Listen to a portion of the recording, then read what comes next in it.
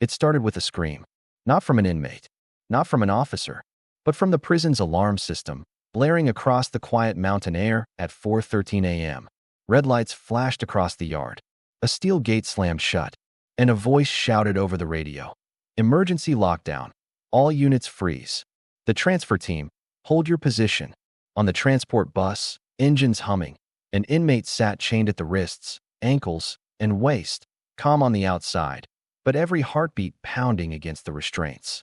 This was supposed to be a routine high-security transfer, a direct route into Red Onion State Prison, Virginia's highest security correctional facility. But now, something had gone wrong. Very wrong. Officers scanned the shadows. The mountains around the prison felt too quiet. And the inmate, Marcus, lifted his head slowly. Because whatever was happening, it was happening because of this transfer. And the real story begins right here. The bus door was open. Cold wind rushed inside. Chains rattled every time Marcus breathed. Around him, the transfer team stood in full gear. Helmets, vests, gloves, shields. Their eyes locked on the edges of the yard, as if something could jump out at any second. A captain whispered into his radio, "What triggered the alarm?" "We have a prisoner halfway loaded." Static. Silence. Then a shaky answer. "Motion detected near Tower 3. Could be an animal. Could be something else." Nobody liked the word something else. Marcus kept still.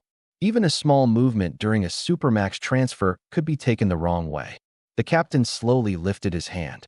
"Hold position," he ordered. "Do not advance the inmate." The officers tightened their grip. The bus, the yard, the towers, everything went silent. Then, a second alarm burst to life. This time louder, harsher, like the prison itself was yelling. "Warning! South perimeter breach." Officers stepped forward, weapons lowered, but eyes fierce. Marcus exhaled, not because he was planning anything, but because he knew, once that alarm sounded, every transfer protocol in Virginia changed instantly, and his journey to Red Onion had just become a lot more dangerous. The second alarm hadn't even finished echoing when the captain made his move. He raised his fist, the signal for full tactical freeze. Every officer stopped breathing for half a second. Even the wind seemed to pause. Marcus, still chained and standing beside the bus, stared straight ahead. He didn't dare blink. Then the captain spoke, low and sharp.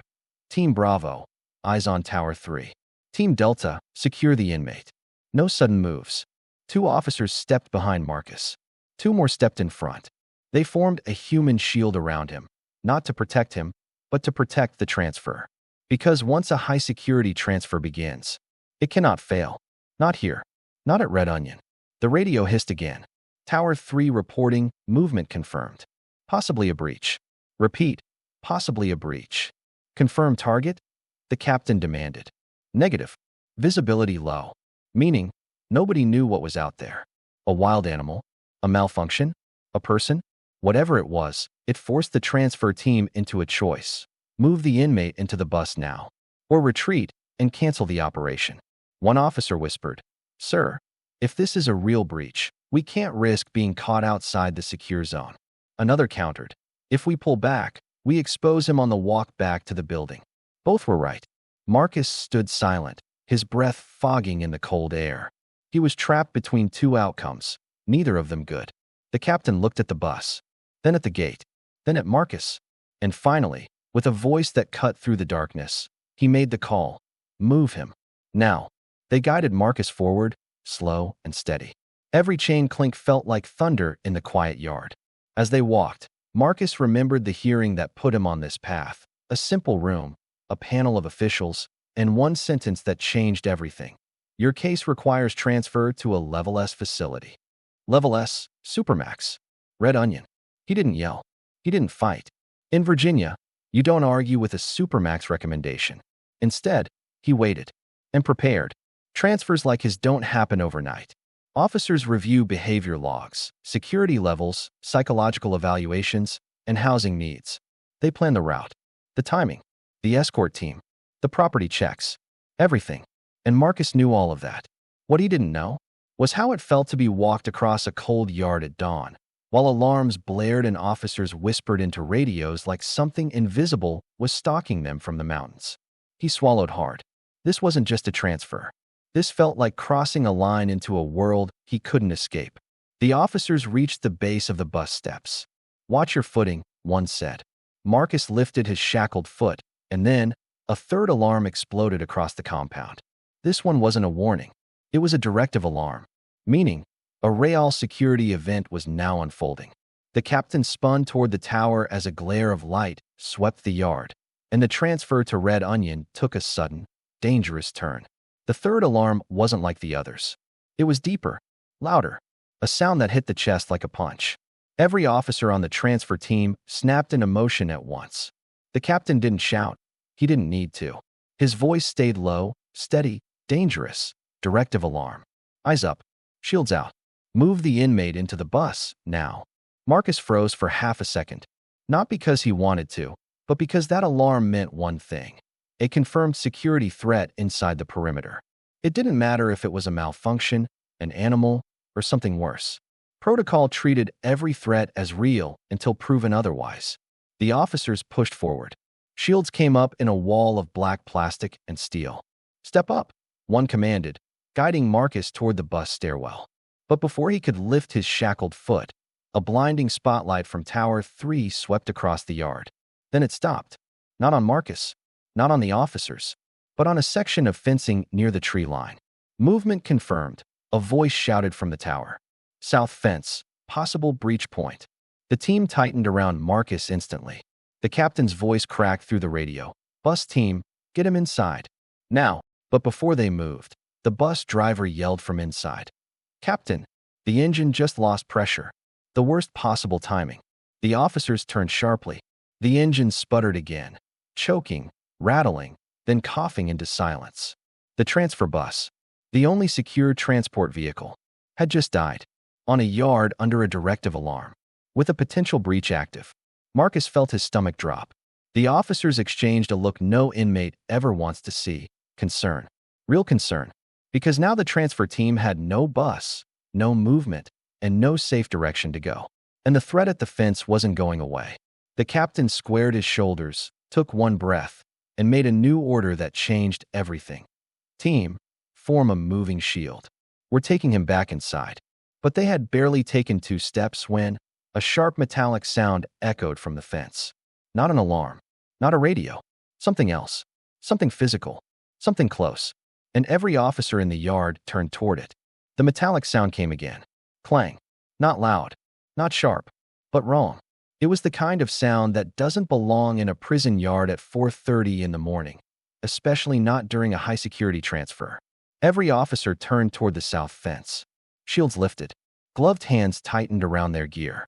The yard lights flickered in the cold air as if even the electricity felt the tension. Marcus didn't move. With his ankles and wrists chained, he couldn't have run even if he wanted to. The captain raised a hand. Hold. Another second of silence. Hold. Then clang. Clang. Slower this time. Almost deliberate. One of the younger officers whispered, barely audible. "That's not an animal." The captain shot him a look, but said nothing because everyone knew he was right.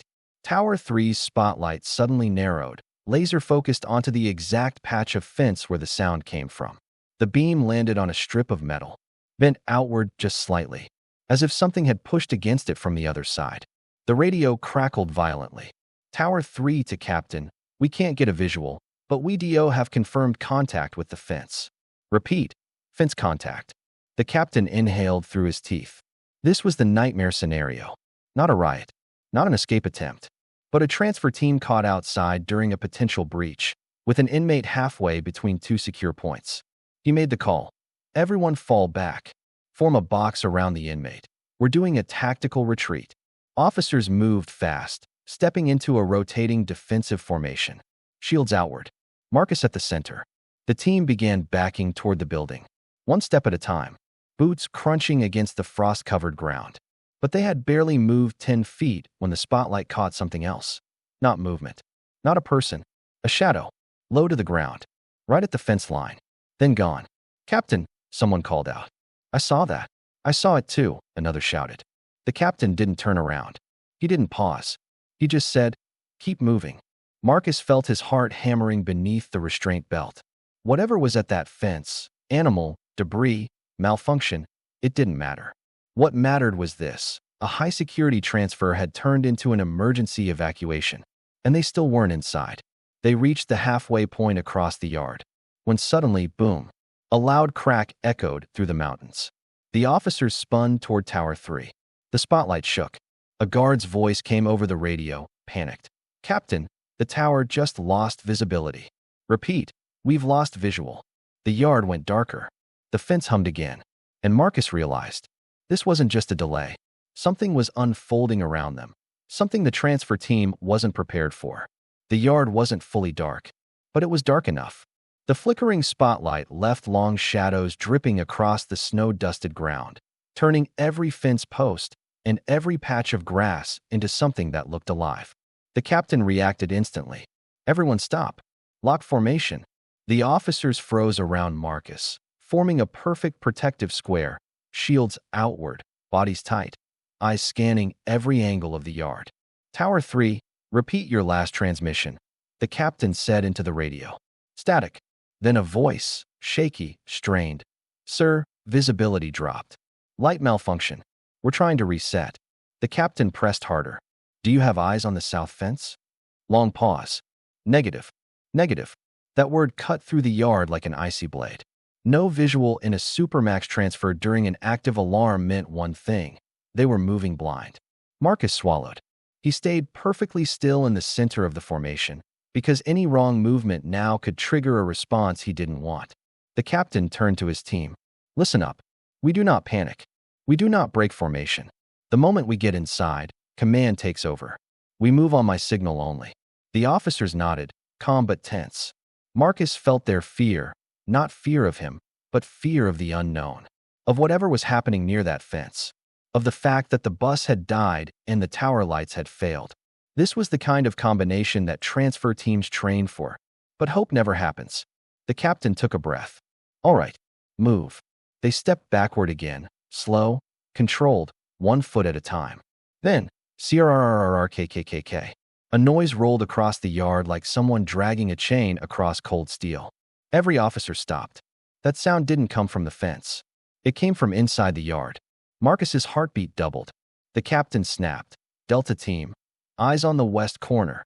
The officers shifted their shields slightly, covering the angle. A breeze moved through the yard. The frost glistened. Nothing moved. And then, the radio crackled again. A different voice. "Tower 1. Captain, this is Tower 1. We've got motion on the west side." The captain replied immediately. "Type? Animal? Human? We can't tell." "Do you have eyes on any inmates loose?" "Negative. All accounted for." So whatever was moving, it wasn't an inmate.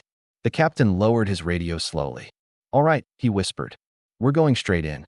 Faster pace. Stay tight." The team moved again, more quickly now.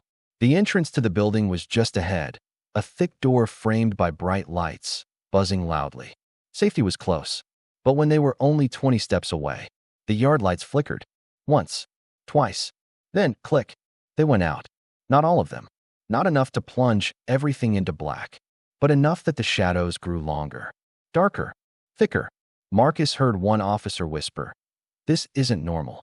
And then, from somewhere far across the yard, echoing between buildings, a single, sharp sound cracked the air, "Hey." Everyone stopped.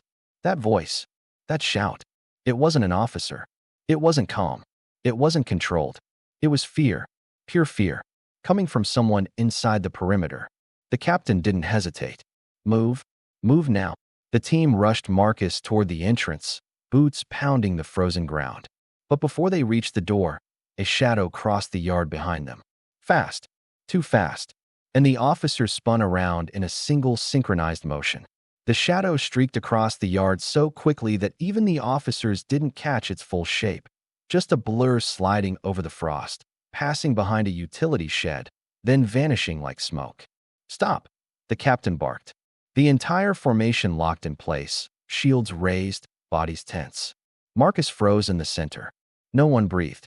The frost on the ground cracked under the weight of silence. Tower 1 chimed in again, voice trembling. "Captain, something just crossed our sight line. West to north. Fast. Too fast to identify." The captain steadied himself. "Do not lose visual. Track it. Trying, sir. But it just disappeared again. The captain's jaw clenched. Transfer protocol never trained for this. Moving shapes under halfway lit towers, alarms tripping, bus dead, and a team stuck outside with an inmate. Every second now here increased the risk. He turned sharply. Delta team, check that shed. Two officers broke formation, shields up, moving toward the utility structure where the shadow passed. The rest stayed locked around Marcus. Marcus could feel the tension radiating off them. This wasn't a riot, not an escape attempt, not a fight. This was the one thing prisons hate most, the unknown. The two officers reached the shed. They circled it. Flashlights cut across the frosted walls.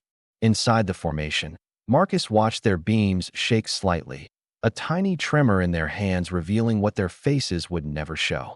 Officer 1 whispered into the radio, approaching corner. No movement, so FA.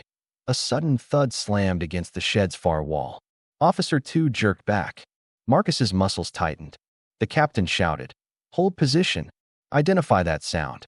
The flashlight beams steadied. The officers stepped in closer. Officer 1 spoke again, trying to sound calm. "Object on the ground. It's some kind of bag." "A bag? In a secure yard?" The captain's voice went low. "Dangerous. Describe it." Officer 2 knelt. "It's dirty. Looks old. Could have been blown in from the hills." "Any signs of tampering?" "Negative. Just a bag." The captain exhaled, relieved for the first time. "All units, stand down from high alert, but do not break formation. We're moving again." But just as he reached for his radio, the shed door creaked. All by itself.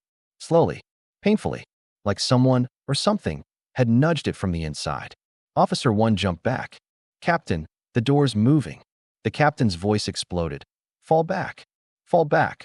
The officers sprinted back to cover Marcus. The shed door swung open, revealing nothing. No person, no animal, no intruder. Just an empty, dark space. But the moment the door stopped moving, a loud scraping sound whispered from inside the shed, like something dragging across the floor. Marcus felt his skin crawl. One officer whispered, "Captain, I don't like this." The captain steadied his voice. "We don't have time to investigate. Move the inmate inside. Now." The team pushed forward again. Faster, tighter, closer to safety. 10 steps. 5 steps.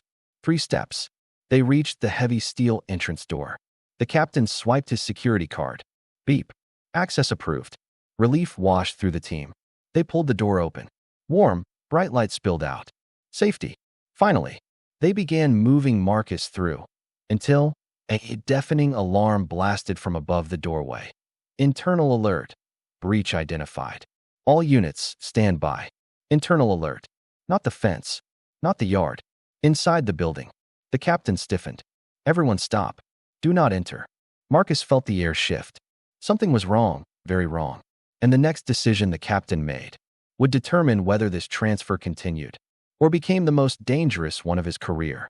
The steel entrance door held open, just a crack, letting out a slice of warm light that felt safe, inviting, but now dangerously suspicious. The red alarm above the doorway kept flashing, spilling crimson pulses across the captain's face. Internal alert. Breach identified. The automated voice repeated the warning again and again, each time heavier than the last. Marcus stood motionless in the center of the formation. The officers stood frozen around him, shields outward, breath visible in the cold air. The captain lifted a clenched fist. "Hold. Nobody moves." His voice didn't waver, because a Supermax transfer commander can't show fear. But his eyes, they told a different story. An internal alert during a transfer meant one thing. The inside wasn't safe either. The captain tapped his earpiece. "This is Captain Reyes. Command, do you copy? We need confirmation on that internal alert." Static. A long pause. Then, a scared voice answered. "Captain, you can't come inside. There's a situation." The captain stiffened. "What kind of situation?" The voice hesitated. "Sir, the motion sensors inside corridor B activated. No staff were present. No inmates are unaccounted for. Something set them off." One of the officers muttered under his breath. "Great." The captain tried again, sharper. "Are we dealing with an intruder?" The reply came back tight and vague. "Possible. We're running a sweep." Marcus's pulse hammered. Inside wasn't safe. Outside wasn't safe. And here he stood, an inmate in full restraints, surrounded by a team trapped between two unknown threats. The captain looked at the bus. Dead engine. No chance. He looked at the yard. Shadow movement. Lights flickering. No guarantee. He looked at the building. Internal alert. Motion sensors triggered. Unknown cause. There was no safe direction. The captain exhaled slowly. All right, he said. We can't stay exposed. We're moving to backup entry point C. An officer's head snapped toward him. Sir, entry C? That path crosses the maintenance corridor. I know, the captain replied. And right now, it's the only route not flagged. The team tightened their grip around Marcus. Move, the captain ordered. They pivoted away from the main door, shields rotating outward like a heavy armored machine. The yard was darker now, the shadows thicker, but the team marched. One step at a time, boots crunching, breath steady, eyes scanning everything. Marcus watched the walls, the towers, the lights, the fences. Every shape felt wrong. Too long, too close. As they passed a storage building, a loud metallic bang echoed from behind it. The formation snapped into a halt. Weapons tightened. Shields lifted. Identify that sound, the captain shouted. One officer aimed his flashlight into the darkness between the buildings. A beam of white cut through the frost and landed on fresh footprints in the snow. Not inmate boots. Not officer boots. Smaller. Barely visible. Fresh. The captain cursed under his breath. Someone's been out here. Marcus felt the tension multiply. The officer with the flashlight followed the prints with his beam. They led toward maintenance entry C, the exact place the team was heading. The captain looked at the prints, then at the door, then at Marcus. And finally, he made the hardest call yet. We keep moving. But eyes open. Whatever made those prints, it's ahead of us. The formation began moving again, quietly now. Every step deeper toward entry C. Every step closer to whoever, or whatever, was on the other side. And when they finally reached the door, the lock panel glowed green. Unlocked. Who opened this? One officer whispered. No answer. The captain approached the keypad, touched it with his glove, and whispered. This door should never be unlocked. The wind pushed gently against the metal, causing it to creak open, revealing a long, dim hallway stretching into the building's depths. Marcus stared into the corridor, and for just a moment, he thought he saw something move inside. The door to maintenance entry C creaked fully open, spilling pale light onto the frozen ground outside. Marcus's eyes adjusted slowly, tracing the long hallway beyond the threshold. The walls were cold, gray concrete. Fluorescent lights flickered above, buzzing like restless insects. And somewhere deep inside, a faint metallic whisper echoed, a sound like chains dragging softly along the floor. The captain stepped forward first. Delta team, he whispered. Lights up, stay tight, shields first. Two officers moved ahead, flashlights cutting narrow beams into the darkness. The rest of the team followed Marcus, surrounding him in a protective square. Every step echoed ominously. Marcus felt his stomach twist. He had been through transfers before. He knew the rules, the drills, the procedures. But he had never felt like this, trapped between shadows and alarms, in a hallway that seemed alive. Another metallic clang resonated from somewhere deeper in the corridor. Not close enough to pinpoint. Not far enough to ignore. Stay calm, the captain ordered. His voice was steady, but even Marcus could hear the tension in it. A door on the left suddenly opened. A sliver of light escaped, but no one moved inside. No sound. No movement. Just an empty room staring back at them. Clear, whispered one of the officers. But the words sounded hollow. They pressed on, every step careful. Halfway down the corridor, the second officer's flashlight caught a glint on the floor. Something small. A key? A tool? No, a handprint. Fresh. Smeared in dust. Leading further into the building. The captain froze. Everyone stop, he said. He scanned Marcus. Then the hallway. Then the faint trail on the floor. Someone's been here, recently, he said. And they're still in this building. Marcus's heart raced. The chain restraints rattled softly with each breath. He realized now, the building wasn't empty. Somebody, or something, was moving with them, watching them.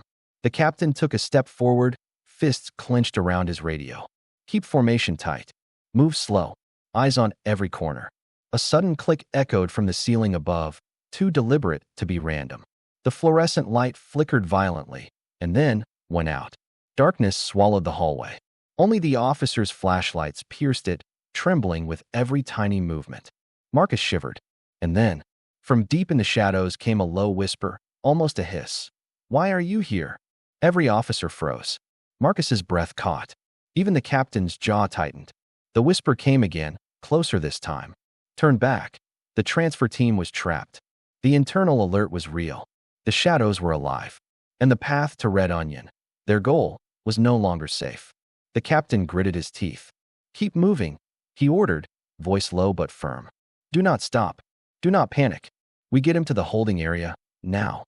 Every step forward felt like walking into the unknown. Every heartbeat seemed louder than the last. Marcus realized he was no longer just being transferred. He was inside a building that had its own rules, its own danger, its own life. And whatever whispered in the dark was waiting for them to make a mistake. The whisper had faded, but the fear lingered. Marcus's chains rattled as he followed the officers deeper into the dark hallway. Every footstep echoed like a drumbeat in a cavern. The captain paused, listening. Nothing. Just the hum of the fluorescent lights struggling to stay on. Then, a loud crash came from the room on the left. The officers instantly raised their shields. Flashlights swiveled, scanning every corner. "Stay back," the captain barked. "Delta team, cover the door. Bravo team, stay tight around the inmate." Marcus felt his stomach twist. He wasn't allowed to move faster than the officers. But in that moment, every instinct screamed to run. The captain inched forward, voice steady. "Check it," he whispered into the radio. Two officers carefully approached the door. They pushed it open. Nothing. No intruder. No sign of anyone inside. Just a toppled chair and scattered tools on the floor. One officer muttered. "Looks like it was blown over, maybe from the wind in the vent." The captain didn't respond. He scanned the shadows along the corridor. Something didn't feel right. The air seemed thicker, the darkness heavier. "Move," he said finally. Slow. Controlled. Eyes up. They advanced a few more steps when suddenly, a faint scraping noise echoed behind them. Closer this time. Soft. Deliberate. "Stop," the captain hissed. Marcus froze. The officers froze. The corridor felt smaller, narrower, suffocating. Another whisper, almost inaudible, came from the shadows. "You shouldn't be here." Marcus's heart raced. He realized now that this was no ordinary transfer. They weren't just moving him to Red Onion. They were walking into a living nightmare inside a building that was supposed to be secure. The captain signaled the team to form a tighter box. Flashlights swept the corridor. Nothing. And then, a shadow moved across the far end. Too fast to identify. Too precise to ignore. The captain spoke through gritted teeth. "Brace yourselves. Whatever this is, it's watching us." Marcus's breath caught. The officers exchanged tense looks. Every sound now was amplified. Their own breathing, their boots crunching against the floor, the faint hum of the lights above. And in that instant, Marcus realized they were no longer escorting him. He was part of something much bigger, something that wanted them to fail. The corridor seemed endless. The shadow lingered just out of reach. The first real obstacle of this journey to Red Onion had just revealed itself. And whatever it was about to make their transfer a nightmare. The shadow wasn't just a trick of the light. It moved again, faster this time, just beyond the reach of their flashlights. "Captain," one of the younger officers whispered. "I see it. Something's coming." The captain's jaw tightened. He gestured sharply. "Formation. Protect the inmate. No sudden moves." Marcus felt every heartbeat in his chest. His chains rattled as he tried to stay calm. He had no idea what was coming, but instinct screamed danger. From the far end of the hallway, a scraping sound grew louder. Metal against concrete. Slow, deliberate enough to send shivers down every officer's spine. The captain raised his radio. "Command, we have visual on unknown subject." Proceeding with extreme caution. Static. No reply. The officers tightened their shields. Flashlights cut the darkness in narrow, trembling beams. Every nerve in Marcus's body screamed, "Something is here." And then it appeared. Not a human. Not fully. A figure shrouded in shadow. Tall. Thin. Moving unnaturally fast. Its head turned slightly, enough for Marcus to glimpse glowing eyes reflecting in the officer's flashlight. "Hold," the captain ordered. No one moved. No one breathed. The figure paused at the end of the hallway. It tilted its head. Then, slowly, it began to advance. 1 step, 2 steps, 3. The officers adjusted their formation, shields clanking together. Marcus was pushed tighter into the center. The captain whispered into his radio. Command, this is a confirmed intruder inside the building. Repeat, intruder inside. Requesting immediate backup. Static. Then nothing. The figure came closer. The closer it got, the more the air seemed to thicken, like the hallway itself was closing in. Marcus could hear it now, soft, deliberate breathing. Not a shout, not a growl, but something alive, something aware. The captain took a measured step forward. Delta team, prepare to intercept. On my mark. But before he could finish, the figure vanished. No trace, no noise, nothing. Only a cold emptiness stretching down the dark hallway. Marcus exhaled sharply, relieved and terrified. The officers scanned every shadow, every corner, but the intruder was gone. The captain lowered his shield slightly, voice tense. It's inside this building. Somewhere. And it's waiting for us. Marcus realized now that this journey to Red Onion was no longer just a transfer. It had become a test against the unknown. A fight not just for control, but for survival. And somewhere deeper in the building, the figure was already moving again. The hallway stretched ahead like a tunnel into the unknown. Marcus's chains rattled with each cautious step, echoing off the concrete walls. Every officer's flashlight trembled slightly, cutting narrow paths through the darkness. Then, a sudden slam reverberated from the ceiling above. Dust fell from the vents. The officers instinctively raised shields. Stop, the captain ordered. Eyes sharp. Move as one. Marcus froze. The sound wasn't far away. It was directly above them, somewhere between the vents and the catwalks high above the corridor. Another clang, this time closer, sharper, made them all jump. The shadow from before had followed them, he realized. It was no longer distant. The captain whispered into the radio. Command, intruder confirmed. Advancing on corridor. Request immediate tactical support. Static. No answer.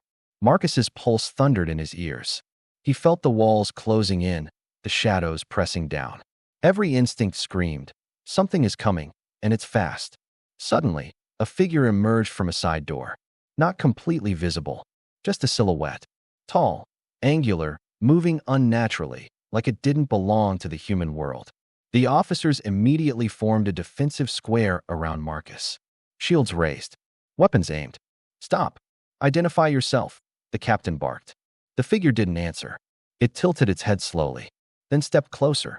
The beam of a flashlight hit its face. Eyes, glowing faintly, almost metallic.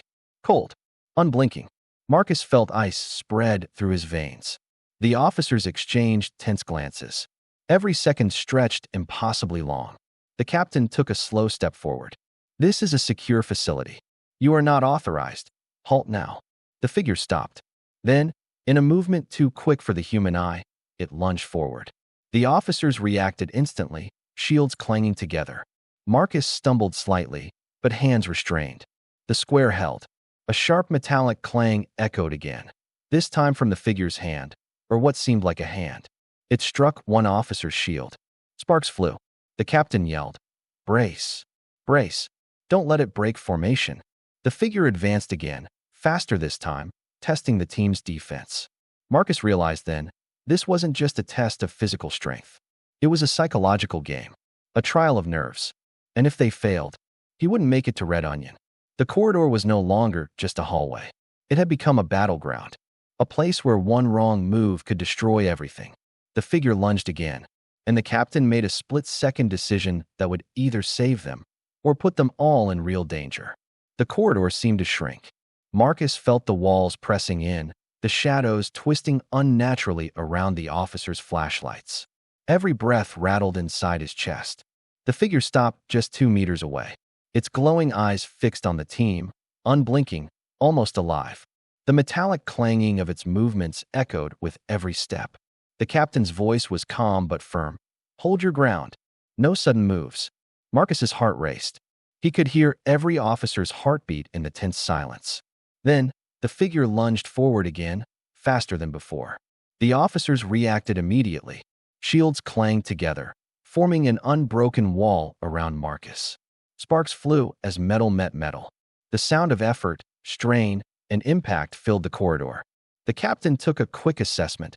One side was holding, the other barely maintaining. He raised his radio. Command, Delta team engaged with intruder inside corridor. Request immediate backup. Do not enter until reinforced. Static. No answer. The figure struck again.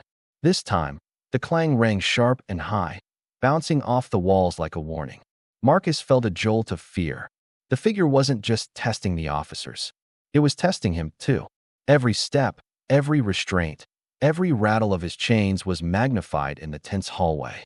One officer shouted, "Captain, it's too fast." The captain's gaze didn't waver. "This is what we trained for. Keep the box tight. Protect the inmate." But even as he said it, the metallic figure struck the outer edge of the formation, forcing two officers to stagger back. Marcus stumbled slightly, and his chest tightened. The hallway suddenly felt endless. The shadows around them thickened, as if the building itself was alive and moving with the intruder. Then, silence. The figure paused, just out of reach. Its glowing eyes scanned the team, and Marcus could swear it was smirking. The captain whispered, "Don't let it rattle you. Stay sharp. Move as a unit. Step forward together on my mark." Another metallic clang, closer now, snapped everyone back to attention. Marcus knew one thing for certain. This wasn't a simple transfer anymore. This was a fight for survival inside a building that should have been secure. And whatever this figure was, it was not going to let them leave easily. The captain raised his hand for a final signal. "On three, move. 1, 2, 3. The team surged forward as one, pushing toward the inner door leading deeper into the building. The figure lunged after them, metallic strikes echoing, sparks flying. Marcus stumbled into the safety of the inner doorway, just as the shadow seemed to vanish again into the darkness beyond. For a moment, silence. But Marcus knew this encounter was only the beginning. The intruder wasn't gone. It was waiting, watching, learning. And the next hallway, the next corner, could be the one that trapped them all. The team paused inside the inner doorway, catching their breath. Marcus's chest heaved. Every step, every clang of his chains seemed deafening. The officers huddled closer, shields raised, flashlights scanning every shadowed corner. The captain's voice cut through the silence. "Listen up. We move through this building in formation. Do not separate. Every corner is a threat. Understood." "Understood," the officers replied, their voices tight but firm. Marcus swallowed. He knew he couldn't speak. Every word was a potential distraction. They advanced slowly, each step measured. The corridor stretched forward, long, narrow, and dimly lit. Dust floated in the beams of their flashlights. Every noise, metal tapping, distant echo, even their own breathing, felt amplified. Then it started again. A scraping sound, subtle at first, came from the ceiling vents. Closer, faster, deliberate. Marcus froze. The officers froze. The captain whispered, "Brace. Formation tight. Eyes sharp." The shadow appeared again. This time, from the corner of the hallway, fast, darting. Metallic glint on what looked like limbs, movements too precise for a human. "Contact," the captain shouted. The officers raised shields and stepped forward in unison, cutting off the figure's path. The shadow struck the lead shield, sparks flying. One officer stumbled but recovered, swinging the shield in a controlled arc. Marcus rattled in the center, chains clinking with tension. The figure didn't stop. It darted again, striking metal, bouncing off the walls, testing their defenses. The captain made a split-second decision. "Everyone pivot. Inner corridor now. Move." The team surged forward as one. Marcus felt his restraints tighten against his torso. Every step was synchronized with the officer's movements. The figure followed, faster now, striking and retreating like a predator testing its prey. Then, a loud crash echoed from the corridor ahead. The fluorescent lights flickered violently, bathing the hallway in red and white.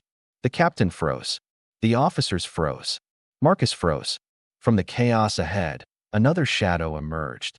This one larger, faster, moving toward the team with an unnatural fluidity. The captain shouted, "Double time. Push through. Don't stop." The team ran toward the next secure room, shields raised, Marcus at the center. The figure lunged one last time, but at the moment they reached the safety of the reinforced door, It vanished again into the darkness, leaving behind only a metallic echo and an air of menace. Marcus exhaled sharply, chains rattling. The officers slammed the door behind them. They were safe, for now. But Marcus realized the terrifying truth. They weren't just moving him to Red Onion. They were trapped in a building that had become more dangerous than the yard, more dangerous than the shadow, more dangerous than anything they had trained for. And the intruder, it wasn't finished. The reinforced door slammed shut behind them with a heavy clang, vibrating through the corridor. Marcus's chest heaved. His chains rattled with every movement, echoing in the quiet, tense room.